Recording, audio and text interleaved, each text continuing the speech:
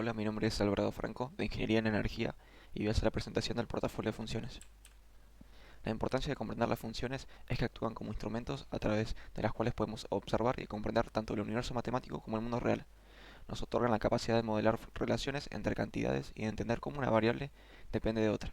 Al comprender las funciones, somos capaces de analizar cambios, predecir comportamientos, resolver problemas reales y optimizar decisiones. Continuando con la introducción, tenemos qué es una relación, que es una conexión que establece cómo vincula los elementos de un conjunto dominio con elementos de otro conjunto codominio. Cada par de elementos forma un par ordenado que representa la relación, que se expresa como R subconjunto de A por B, en donde la relación se crea a partir de una propiedad que relaciona los elementos de dos conjuntos, y X va a representar un elemento cualquiera del conjunto de partida, y Y va a representar un elemento cualquiera del conjunto de llegada. Y para conocer completamente a una relación, necesitamos conocer el conjunto de partida, el conjunto de llegada, que es el codominio, conocer la forma de asociarlo o relacionarlo por la regla, ya sea una ecuación, inecuación o algoritmo. Continuando, tenemos la definición de una función, que es una regla que asigna a cada elemento x de un conjunto A exactamente un elemento llamado f de x de un conjunto B, que es una relación que debe cumplir con dos condiciones, que son la de unicidad y de existencia. La unicidad dice que todos los elementos del conjunto de partida que participan de la relación se relacionan con un único elemento del conjunto de llegada. Y el de existencia dice todo elemento del conjunto de partida participa de la relación. Entonces, ¿qué hace una función? Una función asigna a todo elemento del dominio un único elemento del codominio. Y igual a f de x va a ser la notación de funciones y f de x va a representar el valor de la función en x, va a representar un elemento cualquiera en el codominio de la función y va a representar la regla de asignación. Para conocer completamente a una función, necesitamos conocer cada uno de los pares ordenados pertenecientes a la relación, conocer el dominio, conocer el codominio y conocer la forma de asociarlo o relacionarlo por la regla de asignación, que ya sea una expresión, una ecuación, una fórmula o un algoritmo. Y por último, para terminar la introducción, tenemos las funciones reales de variable real, donde el dominio de la función va a ser el subconjunto de todos los reales y el codominio de la función va a ser todos los reales, donde van a tomar un número real y van a devolver un número real. Y f es el nombre de la función, f de x es el valor de la función en x o imagen de x bajo f, el dominio va a ser el dominio de la función subconjunto de todos los reales, el codominio va a ser todos los reales por convención y por último el conjunto imagen va a ser el conjunto imagen subconjunto del codominio. Y para concluir, la principal diferencia entre relaciones y funciones se encuentra en la unicidad de asignación, que en una relación un elemento del conjunto de partida A puede estar relacionado con uno o varios elementos del conjunto de llegada B y viceversa. En cambio, la función no, ya que debe cumplir las condiciones de unicidad y existencia. Bueno, continuando, ya entramos con los tipos de funciones. Primero tenemos función lineal, que es una función definida a partir de m por x más b, donde f de x va a ser la regla de asignación, y igual a f de x va a ser la gráfica de la ecuación, donde y va a ser la variable dependiente, m va a ser la pendiente y b va a ser el ordenado al origen. Las raíces de una función son los valores de x para los cuales la función es 0 y quiere decir que son las funciones de la ecuación f de x igual a 0. La raíz es la coordenada x del punto de intersección con el eje x. La ordenada al origen, si existe, es la coordenada y del punto de intersección de la gráfica de la función con el eje y, siempre que 0 pertenezca al dominio de la función. Y por último tenemos la pendiente, ya sean dos puntos distintos sobre la recta, tales que xp sea desigual a xq. Y la pendiente de la recta está asociada a la inclinación de la recta, donde si la pendiente es positiva, va a indicar que a medida que x aumenta, y también va a aumentar. Si la pendiente es negativa, va a significar que al aumentar x, y va a disminuir. Y si la pendiente es 0, va a formar una recta horizontal convirtiéndose en la gráfica de una función constante. A continuación tenemos un ejemplo donde va a ser la f de x va a ser igual a 2x menos 5. Primero vamos a conseguir la ordenada al origen, que vamos a intercambiar la variable x por 0 para conseguirla. Para conseguir la raíz de una función vamos a igualar a 0. Y por último la pendiente la vamos a conseguir con delta y sobre delta x. Esta es su gráfica. Y también para demostrar con el otro ejemplo de pendiente es agarrando dos puntos distintos sobre la recta para conseguir el mismo resultado. Continuando tenemos la función cuadrática, que es una función definida a partir de un polinomio de grado 2 o un polinomio cuadrativo. La gráfica de la ecuación va a ser una parábola, y donde a, b, c pertenecen a todos los reales y a es desigual a 0. Siguiendo tenemos la forma de la función cuadrática. La primera es la forma desarrollada, donde a va a ser el coeficiente principal, b el coeficiente lineal y c el término independiente. La forma factoriada, donde x1 y x2 son sus raíces. Y por último la forma normal o estándar, donde xb y yb son las coordenadas del vértice. Las fórmulas para conseguir los vértices son los siguientes, donde el vértice del x va a ser menos b sobre 2 por a Y para el caso de la factoriada va a ser menos x1 más x2 sobre 2. Y luego para calcular el vértice en y va a ser igual a lo que dé como resultado en el vértice x. Y acá se puede ver su gráfica, donde se representan sus vértices, sus raíces y la ordenada del origen. Siguiendo, tenemos un ejemplo de la forma desarrollada. Como hicimos anteriormente, vamos a calcular la ordenada del origen y sus raíces. Y por último, vamos a calcular sus vértices con las fórmulas que ya mencioné anteriormente. Y para demostrar cómo queda en su forma normal o factoriada. Acá está su gráfica, donde se pueden ver sus vértices y sus raíces. Y la ordenada del origen. Luego tenemos el modelado con funciones cuadráticas, donde para el polinomio de grado 2 o polinomio cuadrático, el máximo y mínimo se encuentra en el x vértice, donde si a es positivo, la parábola se abre hacia arriba. La función cuadrática tiene un valor mínimo en el vértice de la parábola y el valor mínimo ocurre en el punto donde la coordenada x del vértice se encuentra. Y si a es negativo, la parábola se abre hacia abajo, la función cuadrática tiene un valor máximo en el vértice de la parábola y el valor máximo ocurre en el punto donde la coordenada x del vértice se encuentra. Luego tenemos la función potencia, que se ha definido de la siguiente manera, y su característica es que va a ir variando dependiendo de si el exponente n es par o impar. Si n es par, la función tendrá simetría par respecto al eje vertical, lo que va a significar que el gráfico será simétrico en relación al eje y. Su dominio puede ser cualquier número real, ya que cualquier valor de x elevado a un exponente par produce un resultado real y positivo. Y su conjunto imagen puede ser cualquier número real positivo o cero, ya que cualquier valor de x elevado a un exponente par será siempre no negativo. Y si n es impar, la función no tendrá simetría en relación al eje y. Su dominio puede ser cualquier número real, ya que cualquier valor de x, incluso negativo, elevado a un exponente impar produce un resultado real. Y por último, su conjunto imagen puede ser cualquier número real, ya que cualquier valor de x, incluso negativo también, elevado a un exponente impar puede ser positivo, negativo o cero.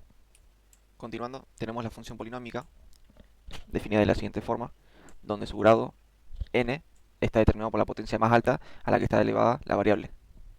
El coeficiente principal, an, es el coeficiente que multiplica la variable elevada a la mayor potencia. El término principal, que es el término de mayor grado del polinomio, y por último su término constante o independiente, que es el coeficiente que multiplica a la variable elevada a la cero. Acá tenemos un ejemplo sobre su gráfica, y luego el comportamiento final se divide en si el grado es par o impar. Si el grado es par, si el término de mayor grado tiene un coeficiente positivo, la gráfica se abre hacia arriba en ambos extremos. A medida que x se aleja del infinito positivo o negativo, la gráfica tiende a acercarse a más infinito. Si el término de mayor grado tiene un coeficiente negativo, la gráfica se abre hacia abajo en ambos extremos y a medida que x se aleja del infinito positivo o negativo, la gráfica tiende a acercarse a menos infinito. Y si el polinomio de grado es impar, el término de mayor grado tiene un coeficiente positivo, la gráfica se abre hacia arriba en el extremo izquierdo y hacia abajo en el extremo derecho. A medida que x se aleja al infinito positivo, la gráfica tiende a acercarse al más infinito. Y a medida que x se aleja al infinito negativo, la gráfica tiende a acercarse al menos infinito. Y si el término de mayor grado tiene un coeficiente negativo, la gráfica se abre hacia abajo en el extremo izquierdo y hacia arriba en el extremo derecho. A medida que x se aleja al infinito positivo, la gráfica tiende a acercarse al menos infinito. Y a medida que x se aleja al infinito negativo, la gráfica tiende a acercarse al más positivo. Luego, por último, tenemos la multiplicidad, que también se divide si es par o impar. Si una raíz tiene multiplicidad par, la gráfica toca o cruza el eje x en esa raíz, pero no cambia de signo a través de la raíz. Y si la multiplicidad es impar, la gráfica cruza el eje x en esa raíz y cambia de signo a través de la raíz. Luego, continuando, tenemos la función recíproca, que se define de la siguiente manera y se divide en dos. Si n es impar, el dominio de la función va a ser igual a todos los reales excepto 0. Su comportamiento cerca del origen va a ser a medida que x se acerca a 0 desde el lado positivo, f de x aumenta hacia más infinito. Y a medida que x se acerca a 0 desde el lado negativo, f de x disminuye hacia menos infinito. Y su comportamiento final es que si x tiende al más infinito o menos infinito, la función va a tender a 0. Y si n es par, su comportamiento cerca del origen va a ser que a medida que x se acerca a 0 desde ambos lados, la función va a aumentar hacia el más infinito, debido a que los valores de x se vuelven positivos. Y su comportamiento final va a ser el mismo, que cuando x tiende hacia más infinito o menos infinito, la función va a tender a 0. Seguimos con la función racional, que se define como el cociente de dos polinomios. Y el dominio de una función racional está determinado por los valores de x para los cuales el denominador q no es igual a 0. Acá tenemos un ejemplo sobre su gráfica, donde su dominio, ya mencionado anteriormente, son los valores de x para los cuales el denominador q de x no es igual a 0. Las raíces son los valores de x para los cuales el numerador p de x se anula. La ordenada del origen se obtiene evaluando f de 0. Sus asíntotas verticales son los valores de x para los cuales el denominador q de x se anula, pero el denominador p de x no. Cuando x se acerca a uno de estos valores, la función racional se acerca al más infinito o al menos infinito. Luego tenemos los agujeros o burbujas, que son los puntos en los que tanto el numerador como el denominador se anulan, pero después de cancelar términos semejantes, la función racional se simplifica a un valor constante en ese punto. Y por último, las asíntotas horizontales, si el grado del numerador es menor que el grado del denominador, la función tiene una asíntota horizontal en igual a 0. Y las asíntotas oblicuas, si el grado del numerador es exactamente 1 mayor que el grado del denominador, la función tiene una asíntota oblicua que se puede encontrar dividiendo p de x entre q de x y observando el cociente. Luego tenemos la función raíz, que se define de la siguiente manera, donde n pertenece a los naturales y debe ser mayor o igual a 2. Si la función está dada por una raíz de n par, el dominio de la función está compuesto por todos los números reales no negativos, x mayor o igual a 0, ya que no es posible extraer la raíz de n par de un número negativo en el conjunto de los números reales. Su gráfica tiene una forma de media parábola que comienza en el origen y se extiende hacia la derecha. Y su comportamiento a medida que x crece, la función con raíz n par también crece y se acerca al más infinito a medida que x crece. Su dominio de la función va a ser del 0 al más infinito y el rango va a ser igual, del 0 al más infinito. Y luego tenemos la función con raíz con n impar, donde tiene su dominio en todos los números reales, ya que se puede calcular la raíz de n impar de cualquier número real. Su comportamiento, a medida que x crece, la función con raíz n impar también va a crecer y también se va a acercar al más infinito a medida que x crece. Luego tenemos la función definidas por tramos, que se define de la siguiente manera, donde están definidas por diferentes expresiones en diferentes intervalos de su dominio. Es una función que tiene diferentes reglas para diferentes segmentos de su dominio. Cada segmento de la función por tramos se define en un intervalo específico del dominio, y la función toma diferentes valores o sigue diferentes expresiones en esos intervalos. Cada segmento de la función por tramos se define en un intervalo específico del dominio, y la función toma diferentes valores o sigue diferentes expresiones en esos intervalos. Donde f1 de x, f2 de x, fn de x son las expresiones que definen la función en los intervalos. Continuando, tenemos la función valor absoluto, que es la que toma un número real x y devuelve su distancia positiva o 0 desde el origen en la recta numérica. La función valor absoluto es definida por tramos y tiene la siguiente forma. Su dominio está definido por todos los números reales.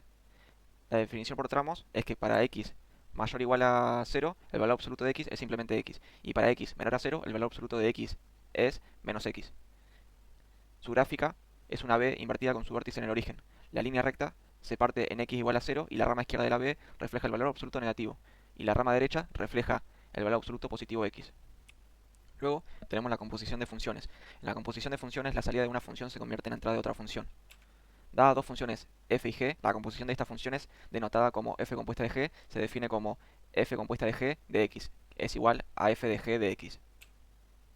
Para encontrar el valor de la función compuesta de f compuesta de g en un valor de x, primero aplicamos la función g a x y luego tomamos el resultado y lo aplicamos a la función f. El dominio de la función compuesta de f compuesta de g consiste en todos los valores de x en el dominio de g, para los cuales g de x está en el dominio de f, que es a partir de la regla de asignación o también de la definición del dominio de la función compuesta de g. La definición completa es la siguiente, y la composición de más de dos funciones es similar. F compuesta de g compuesta de h de x es igual a f de g de h de x. Se calcula aplicando primero h a x, luego aplicando g al resultado y finalmente aplicando f al resultado de g compuesta de h. Luego la inversa de una relación es la operación que implica intercambiar los roles de las variables independiente en una relación dada. Dada una relación R que asocia pares de valores x e y, la inversa de R, denotada como R elevado a la menos 1, se define como la colección de todos los pares y e x que se obtienen al intercambiar las coordenadas en los pares de la relación original R. Las condiciones que debe tener es que debe ser inyectiva, sobreyectiva y biyectiva. La clasificación de las condiciones son las siguientes. La inyectiva se dice inyectiva si cada elemento diferente en el conjunto de partida A se asigna a un elemento diferente en el conjunto de llegada B. Y para comprobar si las condiciones se cumplen, se puede hacer primero por la prueba de la recta, que construye líneas horizontales a través de los puntos x1 de f de x1 y x2 en f de x2. Si esas líneas intersectan la gráfica de f en más de un punto, la función no es inyectiva. Luego, la otra forma para comprobar si la función cumple con la condición de inyectividad es por la forma analítica, que lo único que se debe hacer es que para todos los valores de x1 y x2 en el dominio, si f de x1 es igual a f de x2, entonces x1 va a ser igual a x2. Si se puede demostrar esto, que x1 es igual a x2, entonces se habrá demostrado que la función es inyectiva. Luego tenemos la condición de sobreyectiva. Se dice sobreyectiva si cada elemento en el conjunto de llegada B es el resultado de la asignación de al menos un elemento en el conjunto de partida A. Por convención, si no se dice otra cosa, el codominio son todos los reales. Pero para que sea sobreyectiva, el codominio de la función debe ser igual al rango de la función. Por lo tanto, hay que determinar gráfica o analíticamente si el rango es igual a todos los reales. Pero si no se cumple, se debe restringir el codominio. Igualmente en el caso de inyectiva. Si no se llega a cumplir con la condición de inyectividad, se debe restringir el dominio en ese caso. Luego, por último, tenemos la condición de biyectiva, que se cumple sí y solo si la función cumple con las condiciones anteriores, de inyectividad y sobreyectiva. Para obtener la función inversa, se debe seguir el siguiente procedimiento. Primero, se debe graficar la función, determinar el dominio, codominio y el conjunto imagen, y escribir la definición completa y clasificar. Luego, de ser necesario, restringir dominio, codominio y redefinir la función para que sea biyectiva. Luego, encontrar la función inversa, escribiendo la ecuación y igual a f de x, despejando x para obtener x igual a f elevado a la menos 1, intercambiar variables entre x e y para obtener y igual a f elevado a la menos 1, y luego escribir la definición completa de la función inversa. Luego, debemos verificar mediante la composición y por último, graficar la f redefinida y la función inversa en el mismo sistema de coordenadas. Las gráficas deben ser simétricas con respecto a la recta con ecuación y igual a x. Si a la gráfica de una ecuación se intercambian las variables x e y, la gráfica de la ecuación gira 90 grados en sentido horario y luego gira alrededor del eje x. La gráfica de la función y la función inversa son simétricas con respecto a la recta con ecuación y igual a x. Y la gráfica de la función inversa se puede obtener al reflejar la gráfica de la función sobre la recta con ecuación igual a x. Luego tenemos dos propiedades. Primero, la propiedad de cancelación, que establece que si aplicas una función f a un valor x y luego aplicas la función inversa, al resultado obtendrás el valor original x. Esto se expresa como f compuesta de la función inversa de x es igual a la función inversa compuesta de f de x e igual a x. Y por último tenemos la propiedad de las funciones inversas, que establece que una función y su función inversa son verdaderas inversas una de la otra. Significa que al aplicar la función y luego la función inversa, o viceversa, a un valor de x te llevará de regreso a x. Continuando tenemos las funciones exponenciales, donde se define de la siguiente forma, donde a va a ser la base y x va a ser el exponente. Su dominio son todos los números reales, ya que x puede tomar cualquier valor real, y el rango depende de la base. Si a es mayor a 1, el rango es mayor a 0, ya que la función siempre produce valores positivos, y si está entre 0 y 1, el rango es mayor a 0, pero se acerca a 0 a medida que x crece. Se define de la siguiente manera, y su comportamiento va a depender de si la base a es mayor que 1 o si está entre 0 y 1. Si a es mayor a 1, la función es creciente, y a medida que x aumenta, la función también va a aumentar. Y si está entre 0 y 1, la función es decreciente, y a medida que x aumenta, la función disminuye. Si a es mayor a 1, la función se dispara hacia el más infinito cuando x crece, y se acerca a 0 cuando x disminuye. Y si la base está entre 0 y 1, la función tiende a 0 cuando x crece, y se dispara hacia el más infinito cuando x disminuye. Siguiendo tenemos la función exponencial, que está relacionada con el número Euler, que es la constante, y se caracteriza por tener como base el número Euler. El número Euler es una constante irracional aproximadamente igual a 2,71 y se define de varias formas. Las propiedades de Euler son que su derivada es igual a ella misma, la función e elevada a la x crece más rápido que cualquier función polinómica a medida que x crece, y Euler elevado a la 0 va a ser igual a 1. Siguiendo tenemos la función logarítmica, que es la función inversa de una función exponencial y se define de la siguiente manera.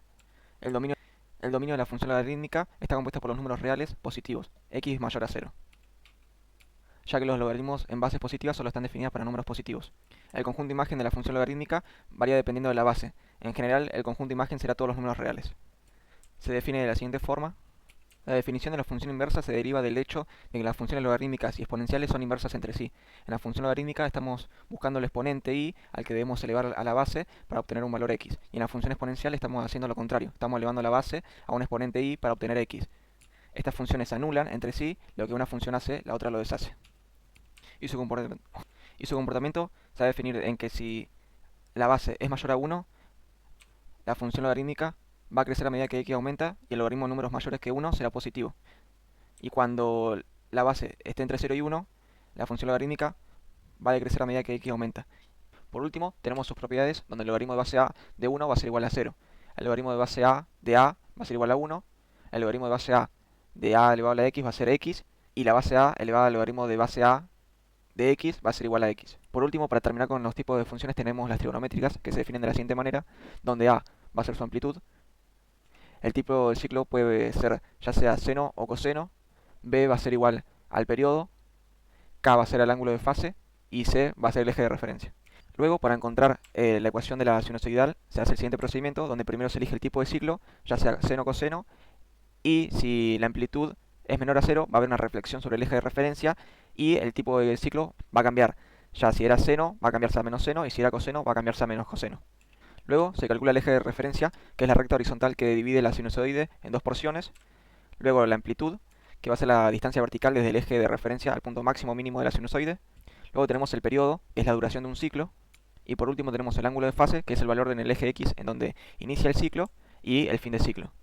Por último, para concluir, tenemos los diferentes tipos de aplicaciones que se pueden llegar a utilizar con estos tipos de funciones, que pueden ser desintegración reactiva, interés compuesto, en medicina, física, entre otras. Estas funciones matemáticas son herramientas fundamentales que encuentran aplicaciones cruciales en diferentes aspectos, donde se utilizan para modelar fenómenos naturales, optimizar diseños y procesos, entender comportamientos poblacionales.